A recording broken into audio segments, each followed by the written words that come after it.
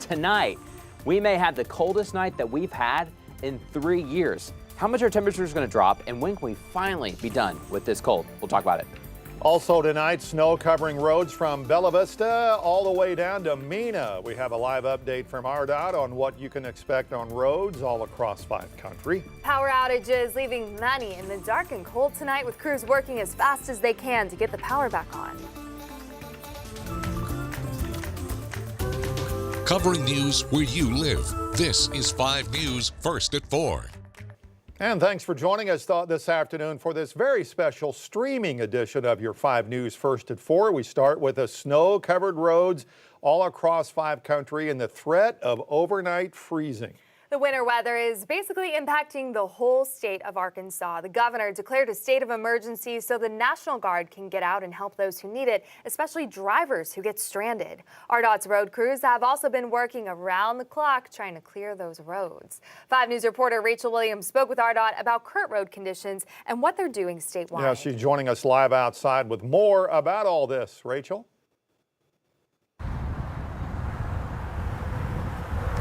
Darren, Alexandra, RDOT says major highways in northwest Arkansas and the River Valley are decent, meaning at least one passable lane, or in some cases 2. But right now along I-49, there's 3 lanes open with a few patchy spots. But RDOT crews are working in 2 shifts to clear roads. They're plowing, they're putting down calcium chloride, along with other chemicals on ramps and exit ramps on the interstate. But the main priority for RDOT is clearing major highways and then working towards secondary roads. Across 5 country, there have not been any major accidents, but on the opposite side of the state along I-40, traffic has been backed up. But Dave Parker with RDOT says even if you could get around here today just fine, road conditions will be very different tonight. We're going to have refreeze tonight. That's kind of the theme of the evening is black ice. It's going to be a concern anywhere in the state. Is black ice. You'll see that thin sheet thinking it's clear, and it's actually not. It's just a very fine layer of frozen precipitation.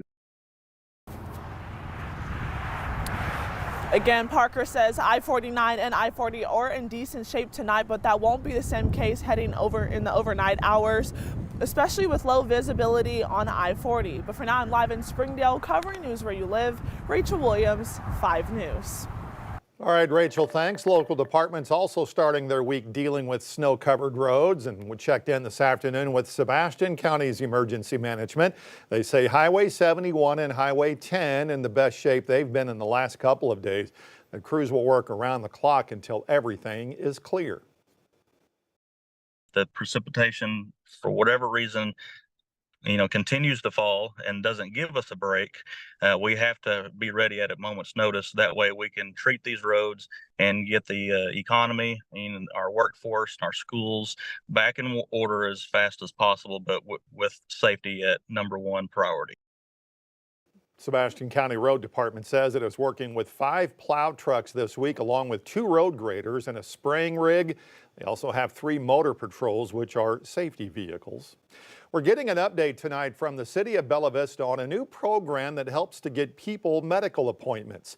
So far, the city of Bella Vista says 18 people have taken advantage of this service, offering priority snow removal for patients needing to get to and from critical doctor's appointments. You can find out much more about the priority snow removal and qualifying conditions on our website at 5newsonline.com. Gas service has been restored after hundreds of customers lost heat as frigid temperatures blanketed Taneytown. That outage was caused by a car crash. Crews went door to door turning off people's gas service as a precaution. Black Hills Energy fixed that gas leak issue about 5 hours later, going door to door once again, checking on customers. And with continued dangerous temperatures in our forecast, you can text that number on your screen for a list of locations opening their doors to keep people warm. Text that word warm to the number on your screen to 479-785-5000. We'll send you a list of warming centers where you live. Well, much of the country has been under a deep freeze this weekend, including way up north in Buffalo, where the Bills playoff game was delayed until right now. Yeah, cities are also experiencing record-breaking cold. Omar Villafranca takes us around the country now to see who has been affected and how they're dealing with it. Across the U.S., millions are hunkering down and trying to stay warm as an Arctic blast bears down on several parts of the country. In Oregon, strong winds reported to have reached 83 miles per hour sent this tree crashing through a home, leaving an elderly man dead. Parts of Maine's coastline saw record-breaking flooding, resulting in high tide that left streets underwater. In Texas, residents weren't taking any chances, leaving shelves at grocery stores empty as temperatures dropped below freezing. A big concern is the state's power grid.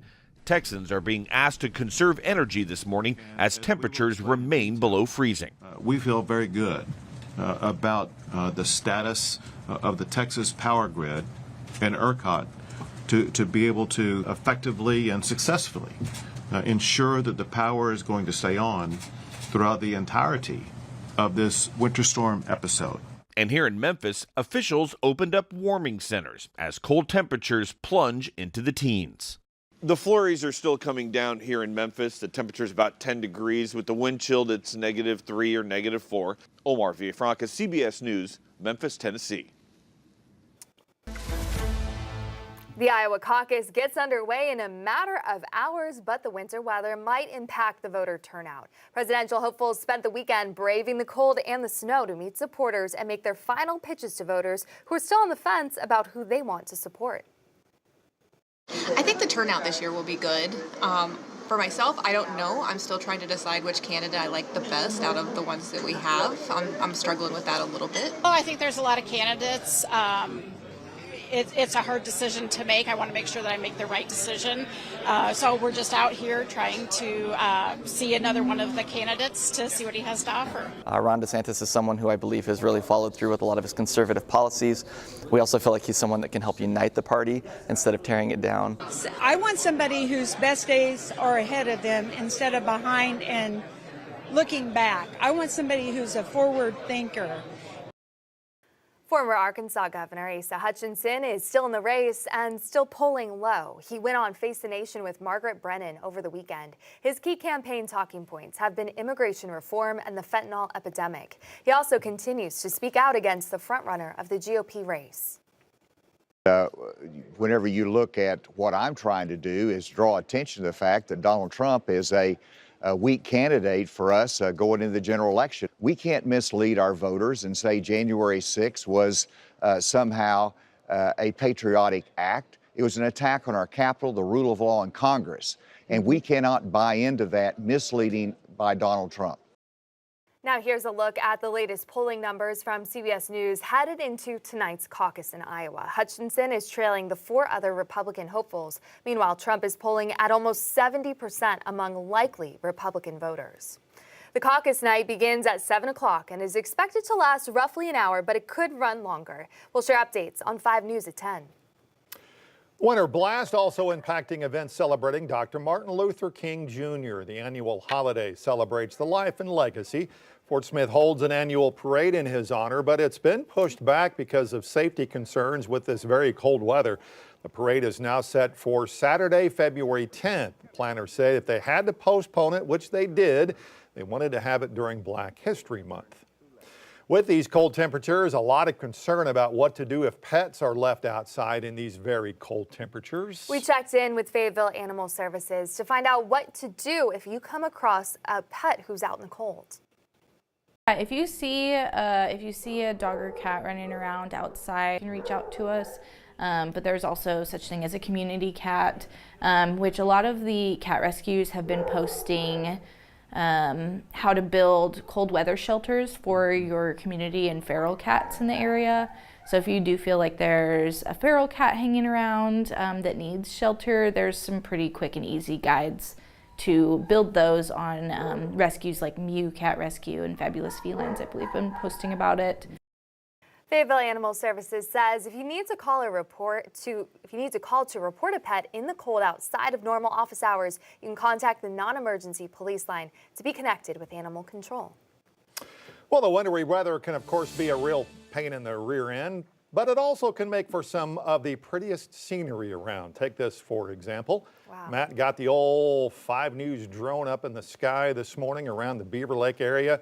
Man, this is some beautiful, the one thing that really stands out here, Matt, besides how beautiful it is, the steam rolling off Beaver Lake. What's up with that? Yeah, essentially Beaver Lake is like a hot tub. So when you got into a hot tub, you see all the steam coming up. It's not necessarily how hot the hot tub is. You just need a big temperature difference between the water and the air. And you're getting that right now. In fact, if you go to Beaver Lake or Lake Fort Smith or Lake Worcester or anywhere across 5 country, maybe even parts of the Arkansas River, it could look similar to what you were just seeing. The cold air is sitting right above the water temperatures, which are not below freezing. I mean, they're cold, but they're not the coldest of the year yet. But you just get that steam to rise. The water is so warm that it has to start releasing with the cold air right above it. So you're seeing that condensation take place right above the water. Really cool to see.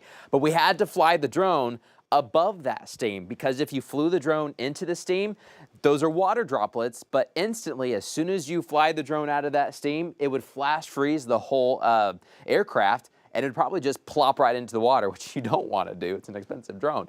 But it's cold outside, so you're going to notice that even on your local pond, if it hasn't even froze over yet, you're probably going to be seeing a lot of that steam fog. Right now, it's cold all across 5 country. We're down to 9 in Rogers. Looks like our warmest spot is a balmy 20 degrees in Logan County. Feels a lot colder in Boonville, though, when you factor in the wind. Only feels like it's 13 degrees. Feels like it's 8. That's all it feels like in Fort Smith. And we feel like we're below 0 in Springdale and in Rogers. Rogers, -4. Some of our coldest air has been right there on the western shores of Beaver Lake. Winter wind chill advisory is in effect tonight and tomorrow, because tonight could be our coldest night, not just of this stretch of weather that we've had, and last night was cold. Last night was actually record-breaking too. But this could be the coldest night that we've had in 3 years. Remember that awful system we had back in 2021 where we hit -20? That set an all-time record low in Fayetteville. Well, we're not going to get as cold as that, but this will be the next coldest.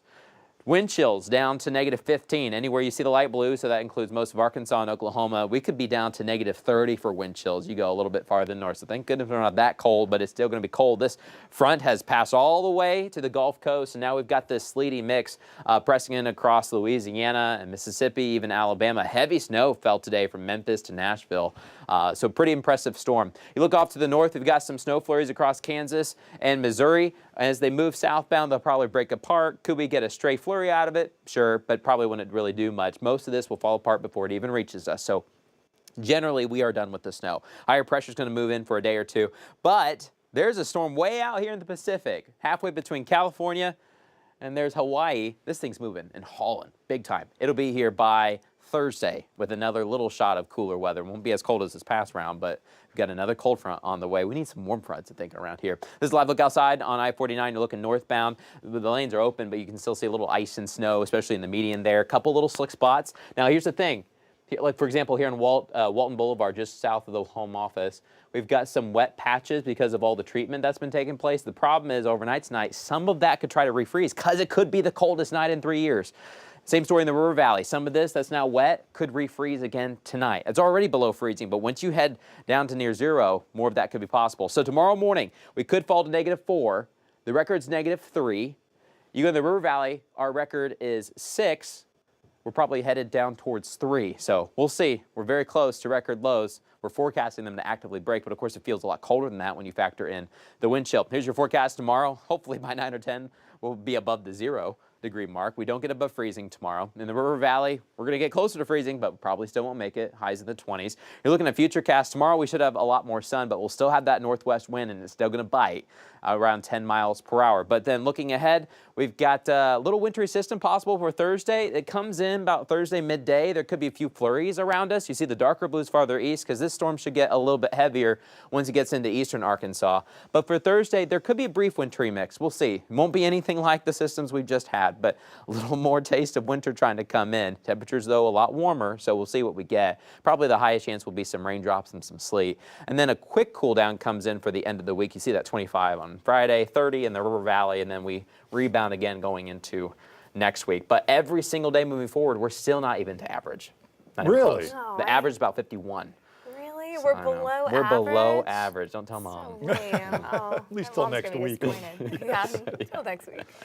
All right, well, thank you, Matt, and thank you guys for joining us for this special streaming edition of your 5 News First at 4 on 5+, YouTube, and probably some other things. We'll be here again at 5. See you later.